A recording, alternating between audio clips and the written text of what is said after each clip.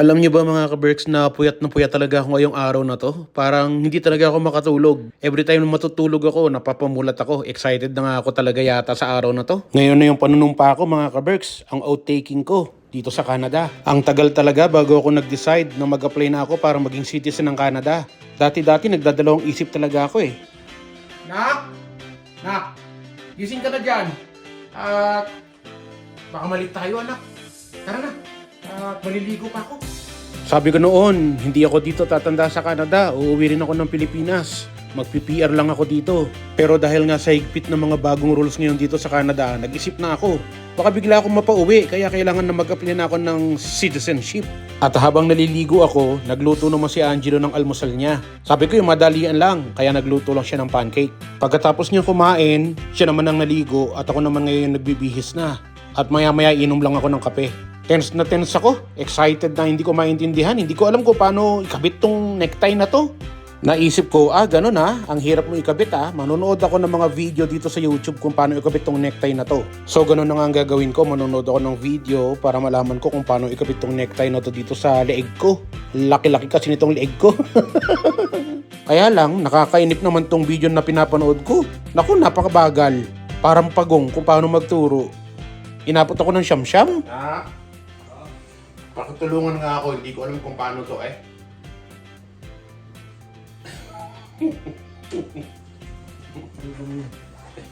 ba to?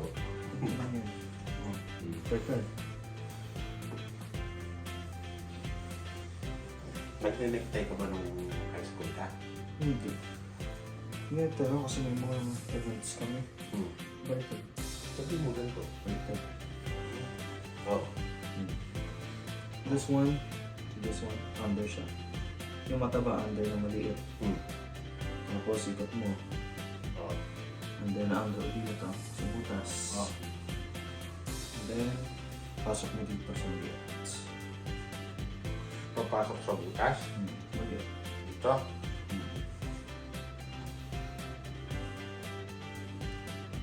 Gusto nyo yung pulit. Tingnan mo nga.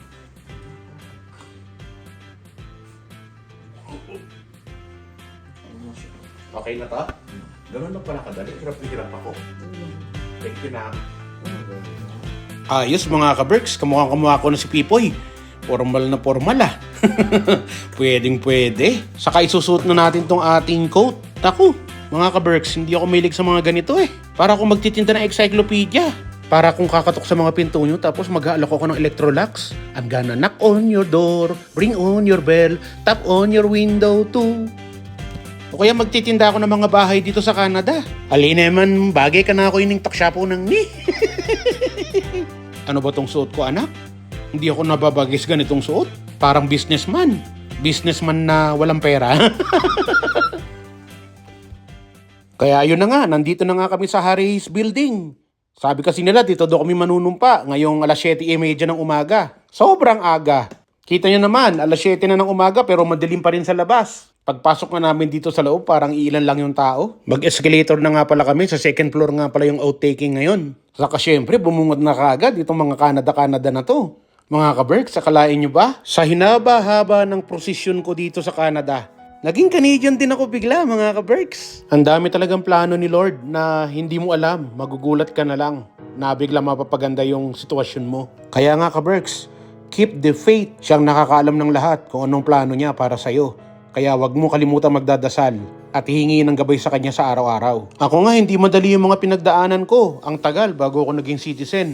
Pero pinakamahirap na pinagdaanan ko yung maging PR ako dito sa Canada. 2008, nung unang makarating ako dito sa Canada. Tapos doon ako nagtrabaho sa Banff. Lagi ko naman nasasabi sa inyo yun pag nagpupunta kami ng Banff na nagtrabaho ako sa Tony Romas, di ba? Hanggang sa maghanap ako ng ibang trabaho, napunta ako sa Calgary, napunta ako sa St. Paul, hanggang sa nagbalik ako ng Calgary, hanggang sa nawalan ako ng status, hanggang sa nagpunta ako ng Norman Wells. Naku, kung alam nyo lang mga pinagdaanan ko talaga. Thank you. If you would come after me, please. I swear that I will be faithful and bear true allegiance to the Nation of the Desatwayan Nation. Pagkatapos nga namin mag-outtaking, tinawagan na yung mga pangalan namin isa-isa. Siyempre, tinawag nila si Chris Cusinero at excited na ako. Tahimik nga ang lahat habang tinatanggap namin yung mga certificate namin. Congratulations. You come from the Philippines? And how long have you been? 17 years. 17 years. And what do you do here? I live in the north. Elizabeth Abraham. Norman Wells. Norman Wells. It's a beautiful country in the summer. Yeah, good fishing. We have no sunset in the summer. Exactly. I know you can play golf at midnight. I used to work in McMurray. Oh, really? Yes. Wow. Congratulations. Thank you very much, ma'am. Thank you, sir. Chilling.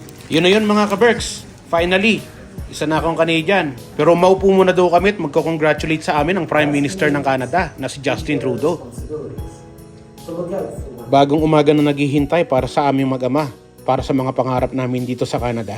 Kaya kung may pangarap ka ka-Berks, ilaban mo. Huwag mong pagsasawaan ang mga pangarap mo. Diba, ilang beses ko na nasabi sa inyo? 10 beses, 20 beses ko na nasabi. Ikaw ang gagawa ng pangarap mo sa buhay mo, hindi yung ibang tao.